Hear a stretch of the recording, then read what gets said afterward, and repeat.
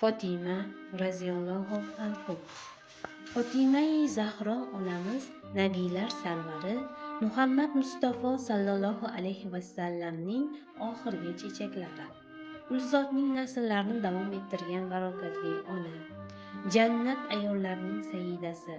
Qolaversa, jannat yoshlarining sardorlari Hazrat Hasan va Hazrat Husaynlarning mehribon onasi bo'lgan tengsiz ayoldir.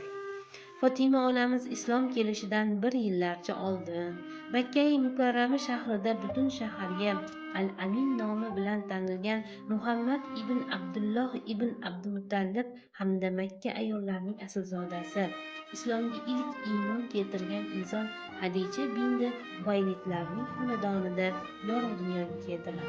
Otalari Rasuli akram sallallohu alayhi vasallam ularga Fotima deb ism qo'ydilar.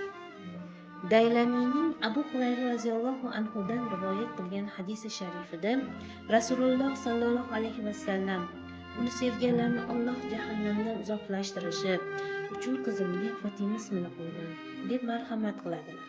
Fotima so'zining ma'nosi do'zaxdan saqlangan deganidir. Bu vaqtda bu muborak oilada Zaynab, Ruqayya, Ummu Kulsumlar tug'ilishgan. Oila boshlig'i Muhammad ibn Abdullohga Hiro g'orida ibodat qilish tobora mahbub bo'lib borayotgan edi. Fotima-i Zahro muborak oilaning kenja qizi edi. Ular ilm, hilm, odob, nazokat va go'zal axloq kabi islomiy tarbiya olish baxtiga sazovor bo'lgan yoshlardan edilar. Payg'ambar otasi va onalar sultoni Hadija onamizning yonlarida ta'lim, tarbiya oldilar.